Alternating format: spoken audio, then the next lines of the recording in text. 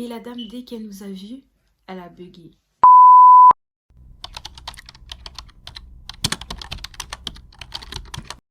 Hey tout le monde, j'espère que vous allez bien. Alors aujourd'hui on se retrouve pour une nouvelle vidéo. Alors ici on va parler de mon expérience à moi en tant qu'étudiante infirmière en Belgique.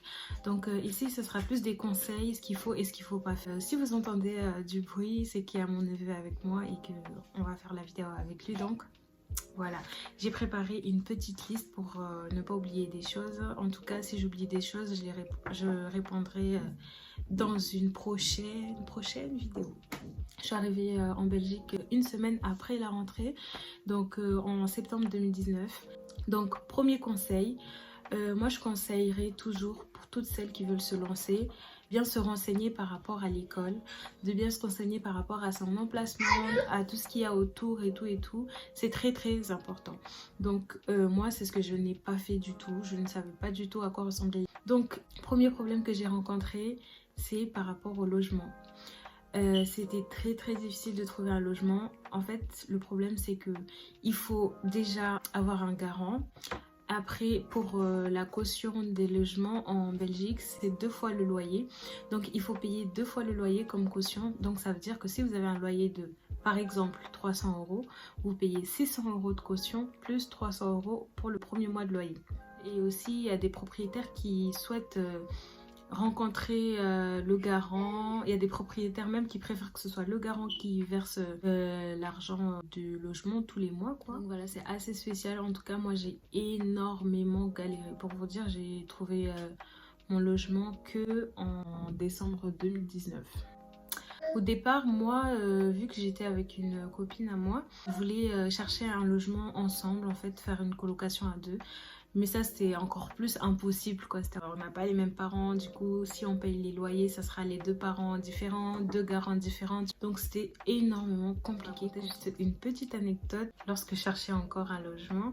Donc, en fait, quand vous passez dans les rues, vous voyez des annonces sur les portes des logements à louer, tout ça. Et il y a aussi le numéro du propriétaire. Donc, moi, ce jour-là, je passe devant cette rue et je vois l'annonce. Je vois que le prix, ça rentre dans mes critères. Tous les critères étaient parfaits pour moi. Donc, j'appelle la personne. Je lui dis que oui. J'aimerais bien faire une visite et tout. Je suis énormément intéressée. C'était une dame. Elle me dit oui, pas de souci et tout. Venez, on peut se donner rendez-vous demain. Ok. Le lendemain, donc on est parti faire la visite. On est arrivé et tout. Dès qu'elle nous a vus, elle a bugué. On s'est bien présenté et tout. On est rentré, on a fait la visite et voilà, on a dit bah on est intéressé, on aimerait le prendre. Si vous voulez, on paye maintenant, on vous donne les documents maintenant et tout. Et là, elle commence à bugger. En fait, oui, le problème c'est que là il faut que j'aille en parler avec mon mari et tout. Et après, ben, on vous appellera pour vous dire notre décision. Après, moi je dis, mais comment votre mari il va savoir si. Comment vous allez étudier mon dossier si vous n'avez même pas mes documents? Je vous donne mes documents, moi j'avais mon dossier. J'ai dit, je vous donne mes documents et vous allez étudier mon dossier, comme ça vous me rappelez après. Après, elle dit, non, vous me donnez pas de documents ni rien du tout.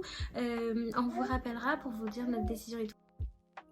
Après j'ai dit mais vous m'avez dit au téléphone qu'il y avait personne encore qui avait fait de visite et tout et que j'étais la première et qu'il y avait de grandes chances que je puisse avoir le logement. Elle m'a dit oui mais le problème c'est qu'il y a déjà quelqu'un qui avait appelé juste avant vous, qui n'a pas encore fait la visite mais qui devrait faire la visite aujourd'hui aussi. Donc après qu'elle puisse faire la visite, comme ça nous on pourra décider laquelle de vous deux pourra prendre le logement. On a un petit peu insisté et tout, voilà, moi je lui ai dit clairement je suis intéressée par ce logement. Voilà, moi j'attends juste votre appel et tout, j'habite juste à côté. Donc, en plus mon école il est juste à côté aussi, donc ce serait au top si je trouve ce logement. Et j'attendais les 1 heure. J'ai dit dans 1 heure pile je la rappelle. Si elle m'appelle pas je la rappelle. Donc j'attends. Non, je pouvais plus attendre. J'appelle une première fois, elle répond pas. Une deuxième fois, elle me répond pas. Troisième fois, répondeur. 1h30 après. J'appelle et tout et là elle répond, elle me dit oui en fait là la fille qui a fait la visite, bah, on trouve que son profil il est mieux, donc voilà, moi celui qui m'intéresse le plus c'est le profil de la fille qui a visité après vous, donc moi je conseille de chercher son logement au préalable avant même la rentrée quoi, avant même d'aller en cours. d'avoir un logement, être fixe. Deuxième difficulté, c'est relié, hein, c'était le manque d'argent. Clairement, vu que j'étais pas préparée, j'avais pas d'économie de côté, j'avais rien du tout. Genre entre le loyer, la caution, les cours à imprimer, les déplacements, les courses, les abonnements. Ensuite, les allers-retours. Alors, il faut savoir que vu que quand on est français en Belgique, on n'est pas assuré comme en France. Genre, je parle des assurances maladie et tout. Soit on n'est pas assuré et on paye 25 € ou 30 €, en tout cas entre 25 et 30 € la consultation à chaque fois. Ou sinon, moi, comment je faisais, je me déplaçais, j'allais jusqu'en France pour faire mes consultations, mes rendez-vous médicaux, tout ça. Donc c'était très très compliqué.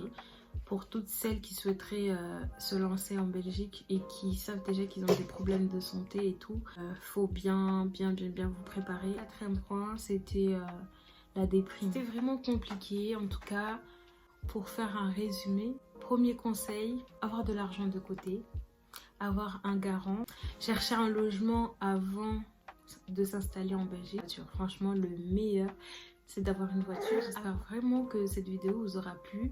Là, pour mes prochaines vidéos, on va un petit peu arrêter de parler d'études et faire plutôt des tutos. Donc voilà, j'espère vraiment que cette vidéo vous aura plu. N'oubliez pas de vous abonner, de liker, de partager, d'activer même la petite cloche de notification. N'oubliez pas aussi de me suivre sur mes réseaux sociaux, Instagram, Snapchat. Je vous dis à très bientôt pour une nouvelle vidéo. Bisous!